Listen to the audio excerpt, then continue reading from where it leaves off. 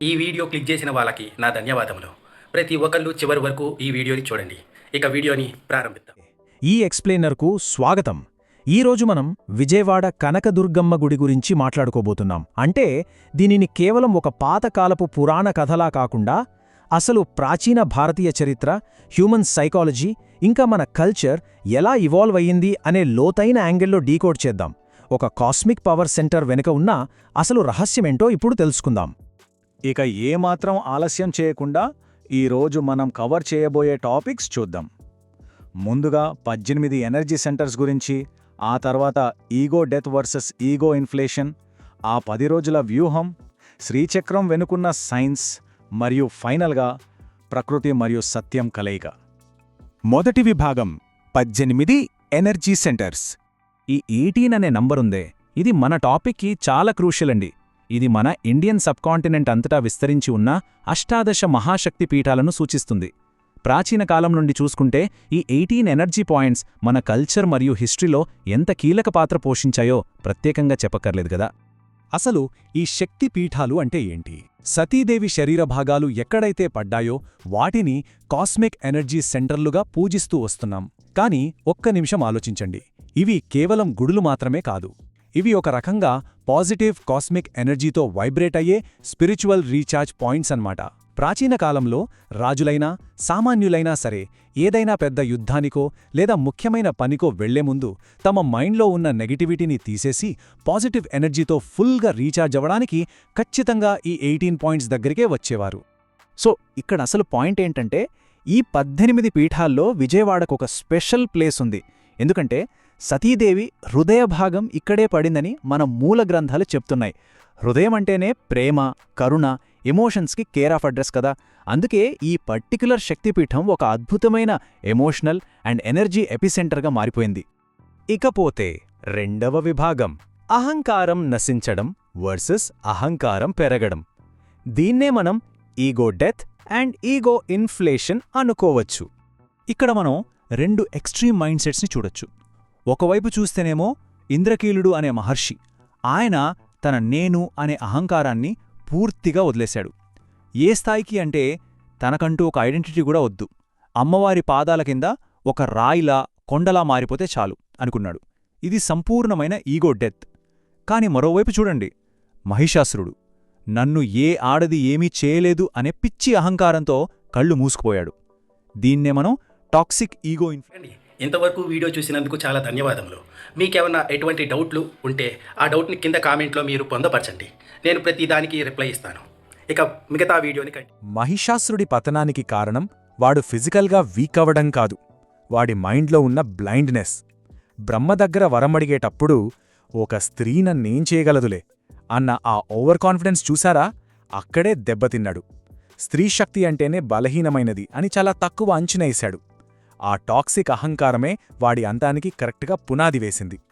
ఇప్పుడు మనం మూడవ విభాగానికి వద్దాం. అదే 10 రోజుల వ్యూహం. ఆ అహంకారాన్ని ఎలా బద్దలుకొట్టారో చూద్దాం. ఈ 10 రోజుల స్ట్రాటజీ చాలా ఫ్యాసినేటింగ్గా ఉంటుంది.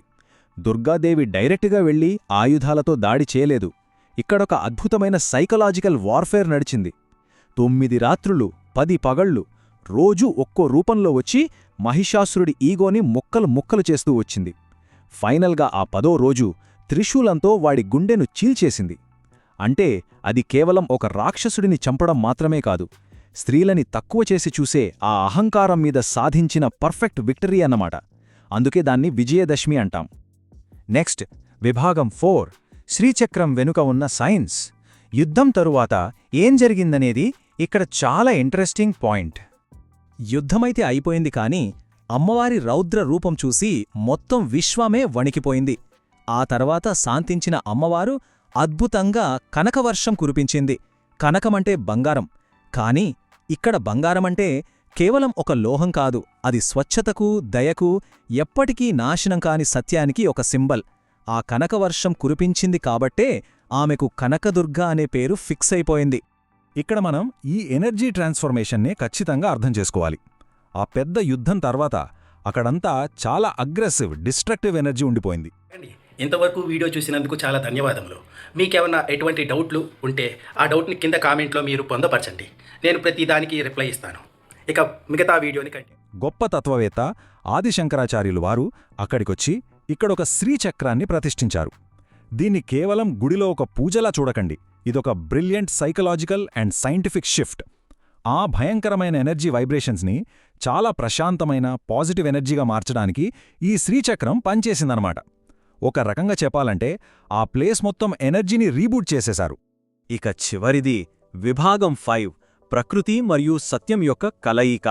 ఇక్కడ జాగ్రఫీకి ఫిలాసఫీకి ఉన్న లింక్ చూద్దాం. ఈ ప్లేస్ జాగ్రఫీ ఎంత అద్భుతంగా ఉంటుందంటే, ఒక పక్క ఎప్పుడూ ప్రవహిస్తూ ఉండే కృష్ణానది, ఇది మార్పుకు ప్రకృతికి అంటే ఫెమినైన్ ఎనర్జీకి సింబల్. మరోపక్క స్థిరంగా కదలకుండా ఉండే ఇంద్రకీలాద్రి పర్వతం, ఇది ఎప్పటికీ మారని సత్యానికి మాస్క్యులైన్ ఎనర్జీకి సింబల్. నిరంతరం మారే నది, అసలే మారని కొండ, ఈ రెండూ కలిసే చోటే కదా అసలైన జీవం, వైబ్రెంట్ ఎనర్జీ క్రియేట్ అయ్యేది.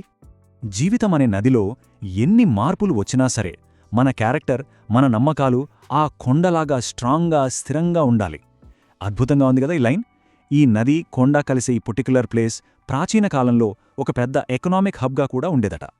బయట ప్రపంచంలో పరిస్థితుల్లో ఎన్ని మార్పులు వచ్చినా సరే మన ఇన్నర్ స్టెబిలిటీ మనల్ని ఎప్పుడూ ఒక యాంకర్లాగా కాపాడుతుందని ఈ జాగ్రఫీ మనకు ప్రాక్టికల్గా నేర్పిస్తోంది. ఇక మనం ఈ ఎక్స్ప్లెయినర్ ముగింపుకు వచ్చేశాం. ఇక్కడ మనందరం ఆలోచించాల్సిన ఒక లోతైన ప్రశ్న ఉంది. మన మైండ్లో దాగి ఉన్న ఆ మహిషాసురుడిని మనమసలు గుర్తించామా?